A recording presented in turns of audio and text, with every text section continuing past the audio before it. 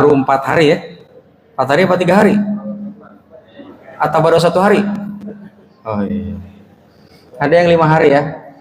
Ada masalah, mau 5 hari, mau 6 hari, mau 7 hari, yang jelas diawali dari hari pertama. Baik jemaah yang dimuliakan Allah Subhanahu wa taala, kita bersyukur kepada Allah dengan ucapan. Kita bersyukur kepada Allah dengan ucapan. Lisan kita ini harus terus memuji Allah agar kita dianggap menjadi orang-orang yang bersyukur. Tubuh kita harus kita coba dekatkan diri kepada Allah meskipun kita tidak tahu Allah mau dekat dengan kita atau tidak.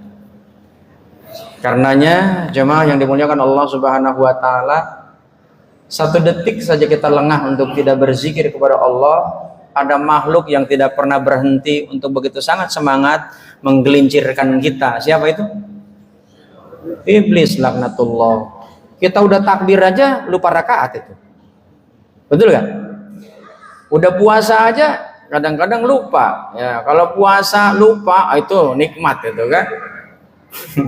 Saya ceramah zuhur disiapkan air minum, nggak ada yang ngingetin. Aduh, begitu ada yang ngingetin saya nyesel juga. Jangan diingetin, udah sampai habis baru diingetin. Bersolawat kepada Rasulullah dengan ucapan Allahumma sholli ala Sayyidina Muhammad wa ala ali Sayyidina Muhammad. Bersyukur, berterima kasih. Berterima kasih dalam bahasa Arab namanya syukron. Ya, jadi kalau dikasih sesuatu sama orang, maka ucapannya syukron jazilan, terima kasih, thank you very much. Matur suksume kata orang Bali kan. Hatur nuhun, kamsia, harigato, gitu kan. Jadi jemaah yang dimuliakan Allah Subhanahu wa taala, bersyukur itu adalah berterima kasih kepada Allah atas segala nikmat yang Allah curahkan kepada kita. Kita ini kalau kita mencoba untuk kita hitung-hitung nikmat Allah, ada yang sanggup gak? Coba angkat tangan, ada yang sanggup gak hitung nikmat Allah? Ngedip aja itu nikmat. Coba dikasih seminggu gak ngedip, enak gak? Ya kan? Ke rumah sakit itu kentut nikmat gak? Nikmat, ya kan? Nggak kentut 2 minggu kembung gitu kan. Sebab itulah kita ngitung-ngitung nikmat Allah. Kata Allah, wa in ta'udu ni'matallahi latuhsuha. Nggak akan ada satupun orang yang sanggup menghitung-hitung akan nikmat Allah. Karena tidak ada yang sanggup, yuk sudah nyerah aja sama Allah. Dengan cara apa? Kata Allah, la in syakartum la azidannakum wa la in kafartum inna azabi lasyadid. Allah tuh kasih reward siapa yang bersyukur. Terima kasih sama Allah. Apa bentuk syukurnya? Lisan kita berucap zikrullah, ingat sama Allah. Pikiran kita zikrullah, fisik kita zikrullah. Itu tujuannya adalah untuk taqarrub ilallah. Allahnya mau dekat sama kita, itu kan urusan Allah. Kita yang penting mendekat saja. Betul? Hari ini kita berkumpul di sini, sholat, itu tujuannya adalah taqarrub ilallah. Wujudnya adalah sholat. Nanti taqarrub ilallah itu macam-macam, termasuk berpuasa. Siapa yang ingkar, kata Allah, Allah turunkan azab. Bukan hanya dicabut nikmatnya, diturunin azab. Nah, kenapa kita bersyukur, kata Allah, tambah nikmat? Analogi sederhananya begini. Syukur saya ibaratkan menabung, nikmat saya ibaratkan uang. Anda dikasih uang, ya nikmat itu kan, berarti kan. Jadi saya ulangi lagi, nikmat saya analogikan uang, syukur saya analogikan menabung. Dikasih duit nabung, kasih duit nabung, dapat nikmat syukur, dapat nikmat syukur. Jadi kalau kita punya duit ditabung, punya duit ditabung, tambah banyak kan duitnya? Kalau ditaruh di bank, itu uangnya nambah apa berkurang? Saya tanya, kalau kita nabung di bank, duitnya nambah apa banyak kalau terus nabung? Kagak ada yang jawab ini. Hah? Tambah banyak atau tambah dikit? Ya, tergantung duitnya. Kalau nabungnya dikit, dihabisin itu sama administrasi. Tapi jamaah, kalau kita sering terus saja nabung, nggak mungkin itu uangnya berkurang, nambah. Bank konvensional ada bunganya, bank syariah ada bagi hasilnya. Kita nggak pakai-pakai, tapi kalau kita nggak bersyukur, analoginya begini: dikasih duit pakai, kasih duit pakai, kasih duit pakai, kasih duit pakai, kasih duit. Ramadan, bulan ini bulan apa? Ini di sini kayaknya jawabnya kayaknya susah banget ya. Untuk jawabannya susah banget. Semangat gitu loh. Baru 4 hari. Yang semangatnya nih. Alhamdulillah. Semangatnya kayaknya waktu berbuka doang kayaknya. Iya kan? Cuma yang dimuliakan Allah Subhanahu wa taala, kita bersyukur kepada Allah, bersalawat kepada Rasulullah, berterima kasih kepada orang-orang yang terkasih kepada kita yang saat ini memberikan fasilitas kita untuk beribadah. Sebab itulah saya secara pribadi menghaturkan ribuan terima kasih kepada para pengurus Masjid At-Taqwa yang sudah memberikan kesempatan kepada saya untuk bisa berbagi. Mudah-mudahan dengan kita ini hadir di sini menjadikan turunnya rahmat berkah Allah di bulan Ramadan ini. Amin ya Allah ya Rabbal Alamin. Saya mau tanya jamaah yang dimuliakan Allah Subhanahu wa taala, ibadah Ramadan yang ada yang wajib di siang hari namanya apa? Puasa. Puasa itu enak apa kagak enak? Nah, itu rekayasa itu kalau bilang enak. Kalau saya sih nggak enak, serius. Kalau saya nih memilih, mendingan milihan makan siang. Serius. Nggak tahu mungkin kalau jamaah. Ya kan? Kalau saya ditanya secara jujur, puasa itu enak nggak? Nggak enak. Memang puasa enak. Malam-malam bangun suruh makan, sahur, siang nggak makan, ya kan? Ngomong harus dijaga, semuanya serba teratur. Enak gak kira-kira? Nggak enak. Ibarat gini sederhananya, Anda makan diatur-atur, mau nggak? Makan diatur-atur mau nggak? Enakan makan diatur atau makan semaunya sendiri? Hah? Ya kagak dijawab ini, gimana? Coba. Ini saya bukan mau menyesatkan, bukan. Saya mau nanya aja dulu. Ya kan? Cuma enakan makan diatur apa makan yang diatur sendiri? Nah, iya. Ini sekarang Bapak datang risalah puasa, makannya diatur, harus sebelum subuh, setelah datangnya maghrib. Mau lagi diatur. Katanya nggak enak. Kenapa mau? Karena ada sebuah keyakinan tentang masa depan, bahwa siapa yang meyakini akan kebenaran, maka dia akan mendapatkan imbalan dari Allah. Makanya lihat, perintah puasa ini tidak pada umumnya, nggak ada kaitan dengan identitas yang tertulis di KTP. Meskipun di KTP-nya Islam, itu belum tentu dan nggak jaminan dia mau puasa. Yang hadir di sini aja belum tentu puasa semua, saya kan nggak tahu kan. Kenapa? Karena puasa adalah rahasia. Puasa ini adalah ibadah syariah, ibadah yang sangat rahasia, nggak ada yang tahu kecuali dirinya, malaikat, Allah yang tahu, yang lain nggak ada yang tahu. Setel aja gitu kan, begitu sore, wow, bibir dikeringin ya, gosok-gosok di tembok, ya kan, mata ditekuk, wow, ngedip jarang, wah ini kayaknya lapar nih, udah kelas tinggi nih laparnya nih. Udah silakan Pak masuk. Tadi kan saya datang ke sini ada yang ceramah tuh. Silakan yang baru datang, silakan, ya kan? Oh gitu. Nggak tahu tuh puasa apa enggak? Oh kalau begitu suudon. Kan saya kan hanya berprediksi, bukan suudon kan? Memang puasa ini rahasia. Sebab itulah puasa jamaah yang dimuliakan Allah Subhanahu Wa Taala hanya dihususkan bagi orang-orang yang beriman. Maka kalau orang-orang yang tidak merasa beriman gak akan ambil bagian dengan datangnya Ramadan. Bu, ini coba ikut-ikutan, marhaban ya Ramadan, marhaban sahrus siyam, begitu kan? Nggak tahu dia gembira apa kagak itu dengan datangnya Ramadan. Ya kan? Yang gembira itu yang jualan, Pak. Coba aja. Saya coba merenung, ya kan?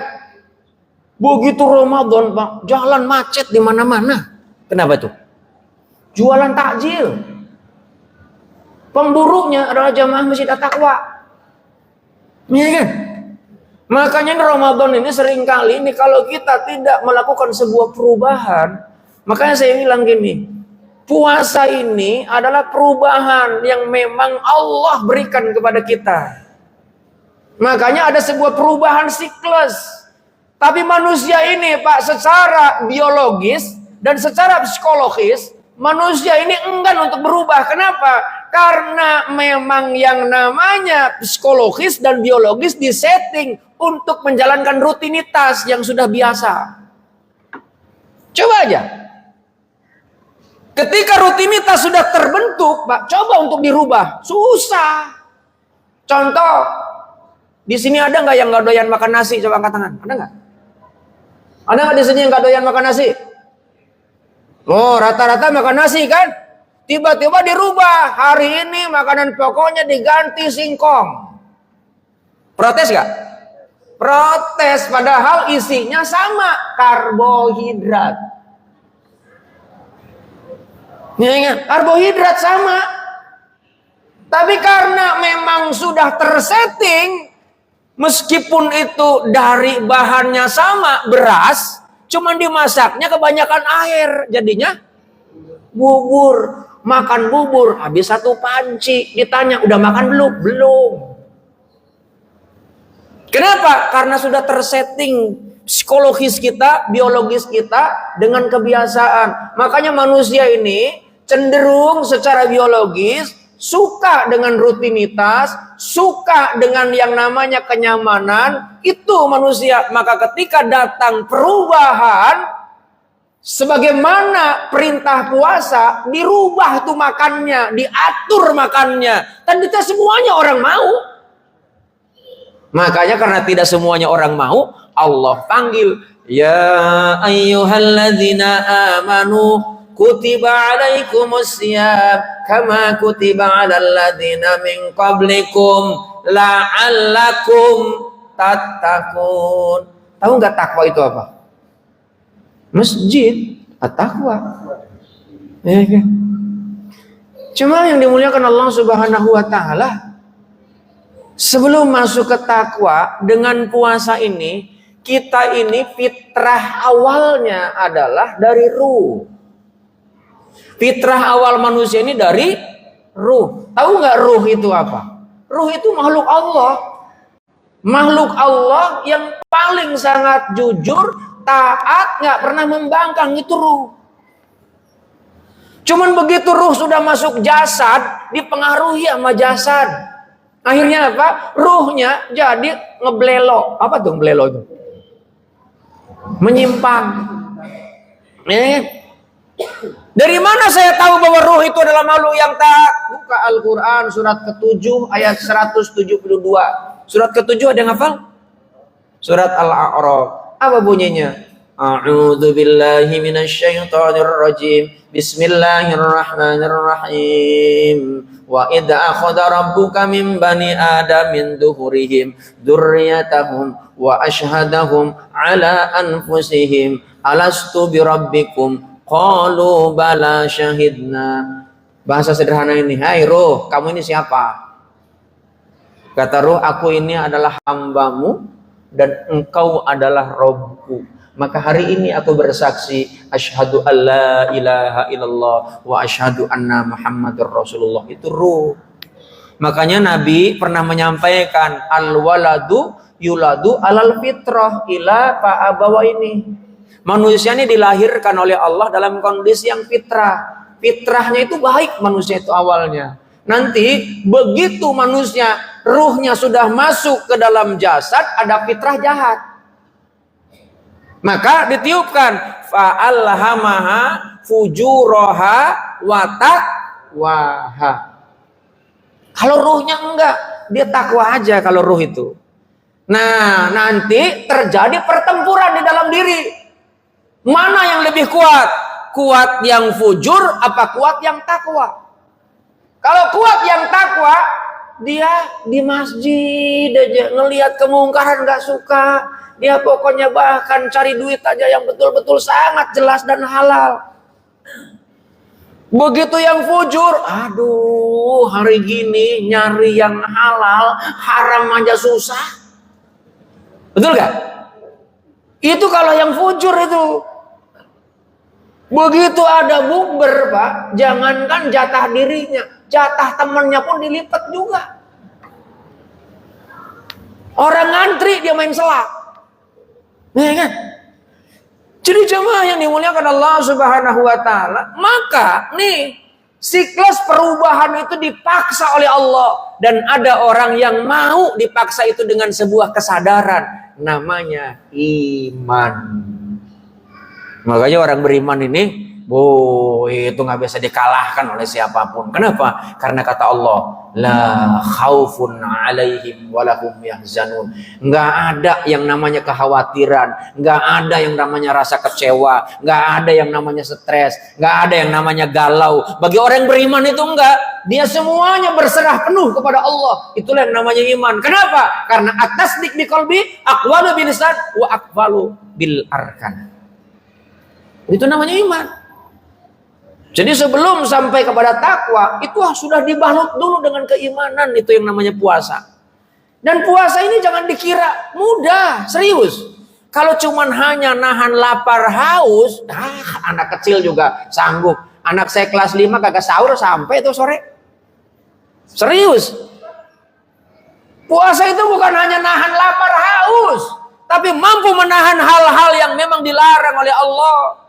Apa yang dilarang? Kaitan pendengaran, kaitan penglihatan, kaitan pikiran, kaitan hati. Kenapa? Karena inna sam'a wal basar wal fu'ad kullu ulaika kana anhu mas'ul. Sesungguhnya pendengaran, penglihatan, hati itu akan dimintai pertanggungjawaban di hadapan Allah. Apalagi fisik. Semuanya akan dimintai pertanggungjawaban di hadapan Allah. Nah, sebab itulah jemaah yang dimuliakan Allah Subhanahu wa taala, lihat, kalau yang namanya fisik itu jemaah yang dimuliakan Allah Subhanahu wa taala mengalami yang namanya lelah, capek, malas, itu fisik. Tapi kalau ruh nggak ada. Makanya manusia nih hidup, ketika manusia hidup, 3 makhluk bersatu di dalam dirinya. Apa 3 makhluk itu? Pertama ruh, 2 jasad disatuin. Hidup. Begitu hidup, bergabung, muncul makhluk yang berikutnya namanya jiwa. Nah, puasa ini jemaah yang dimuliakan Allah Subhanahu wa taala bukan mengendalikan ruh, tapi mengendalikan jiwa. Makanya lihat, kenapa jiwa harus dikendalikan? Emang kenapa jiwa harus dikendalikan? Di dalam jiwa itu ada namanya nafsu. Maksudnya jiwa nafsu. Karena di dalam jiwa itu ada juga akal. Di dalam jiwa itu ada namanya nurani. Maka manusia ketika mati, itu ruh dengan jasad dipisah. Tapi kalimatnya, kullu nafsin dha'iqatul maut. Ketika nafsunya itu mati, ya sudah. Itu karena berpisahnya antara ruh dengan jasad. Habis ya waktunya? Habis? Ini udah berapa menit nih? Jangan lama-lama ntar diprotes sama ibu-ibu. Imam aja yang protes panjang-panjang. Tadi waktu ngobrol dia bilang, lagian imam saya bilang baca panjang-panjang haram hukumnya. Kalau imam bacanya panjang-panjang nggak boleh. Jadi protes, bacanya ayat Al-Quran yang benar. Ya kan? Dan jemaah yang dimuliakan Allah Subhanahu wa taala, sebab itulah yuk kita coba berubah dengan puasa ini. Makanya lihat, para pakar ya ilmu psikologi itu memberikan hasil penelitian bahwa seseorang itu akan berubah ketika dia melakukan secara rutinitas selama 21 hari diulang-ulang. Ramadan puasa berapa hari? 1 bulan. Ya kan? 1 bulan itu ada yang 28, ada 29, lebih dari 21 hari. Harusnya kita berubah. Cuman sayangnya ada yang udah puasa 40 bulan, berarti usianya udah 60 tahun. Ya, kalau mulai puasanya 20 tahun. Ya kan? Ada yang sudah usianya 50 tahun, berarti puasanya sudah 40 bulan. Itu udah diulang-ulang itu 40 bulan. 40 bulan itu kan bukan perkara yang sebentar. Tapi apakah puasa yang kita lakukan membawa dampak terhadap perubahan yang lebih baik? Yang ada memang berubah pada hal yang buruk meskipun Ramadan tetap jalan. Kenapa? Lihat, karena jamaah yang dimuliakan Allah Subhanahu wa taala, seringkali Ramadan itu membawa dampak perubahan pada yang buruk. Lihat, Ramadan belum datang saja sembako naik. Bukan berubah pada hal yang baik, harusnya stabil. Kenapa? Yang membawa dampak negatif itu yang puasa. Kenapa? Konsumtif. Saya ceramah di Tanah Abang, Pak. Seminggu sebelum Ramadan macet, Pak. Kenapa? Belanja. Untuk apa? Lebaran. Puasanya belum datang. Ya Allah. Ya kan? Ada yang marah memang kemudian ketika saya mengatakan ini pesta kuliner berbalut tirakat. Betul gak? Di mana-mana, Pak, masjid bukber. Coba kalau ngadain bukbernya tiap hari, nggak usah Ramadan doang. Cakep gak? Ini kagak cakep katanya. Anggarannya dari mana katanya? Nah, gitu. Jadi jemaah yang dimuliakan Allah Subhanahu wa taala, lihat coba, Pak. Makanya kalau saya nih kan tadi aja saya buka puasa itu cukup dengan 2 butir kurma, seteguk air, selesai. Maghrib udah. Nggak lama serius. Iya, oh ini mah enggak kan. Lontong, bakwan, terus apa lagi? Sambal kacang. Wah, udah Pak. Begitu taraweh panjang dikit, udah protes Pak, tepar udah. Coba. Ya sahabat itulah, nih mulai sekarang coba kita merenung, puasa kita udah bertahun-tahun, kenapa kok berubah-berubah, ya kan? Cuman begini-begini aja dari tahun ke tahun gitu kan. Baca Quran hanya hatam, Pak, paham juga enggak. Padahal Al-Quran itu kan hudan linnas, wa bayyinatil huda, wa bayyinati minal huda wal furqan. Al-Quran itu adalah petunjuk bagi manusia. Supaya kita ini punya petunjuk pelaksana, petunjuk teknis, bacanya Al-Quran. Kita pengen pinter, kata Allah, wallahu akhrajakum min butuni ummahatikum la ta'lamuna syai'an wa ja'ala lakumus sam'a wal absar wal afidah la'allakum tashkurun. Itu kaitan dengan ilmu. Rujukannya ke sana. Dan kenapa orang-orang berilmu dihormati? Oh, Al-Quran memberikan juga informasi. Yarfa'illahu alladhina amanu minkum walladhina utul ilma darajah. Orang akan meninggikan, ke Allah ditinggikan derajatnya kepada orang-orang beriman dan orang berilmu. Kemudian kenapa kok dia sukses? Oh, dia mah memang sungguh-sungguh. Apakah Al-Quran memberikan petunjuk? Ada. Al-Quran surat 29 ayat 69. Apa yang disampaikan oleh Allah? Walladzina jahadu fina lanahdiyannahum subulana wa inallaha lama'al muhsinin. Siapa yang bersungguh-sungguh, maka Allah kasih jalan yang gak pernah terpikirkan oleh kita. Muncul ide. Maka lihat, apa yang gak ada dalam Al-Quran kalau gak ketemu, karena memang gak dibaca. Yang dibaca hanya Arabnya, hatam berapa kali. Harusnya dibaca. Sekarang ini sudah banyak ulama berikhtiar dengan menerjemahkan. Ada bahkan Al-Quran medis, Al-Quran matematik, Al-Quran ekonomi, Al-Quran tentang finansial, Al-Quran supaya produktivitas kerja naik. Begitu. Tafsiran-tafsirannya itu muncul. Coba baca.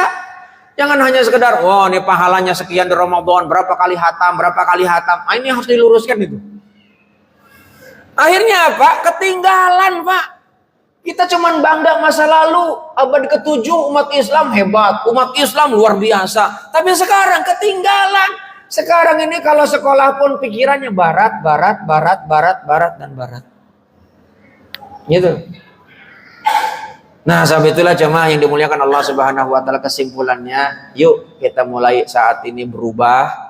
Karena kata Allah, innallaha la yughayyiru ma biqaumin hatta yughayyiru ma bi anfusihim. Allah memberikan kepada kita kebebasan untuk melakukan sebuah perubahan, tentu perubahannya kepada hal yang lebih baik. Baginda Nabi menyampaikan kaitan dengan perubahan, man kana yaumuhu khairan min amsihi fa huwa rabihun. Orang yang hari ini berubah lebih baik dibandingkan dengan hari kemarin, dia termasuk orang yang beruntung.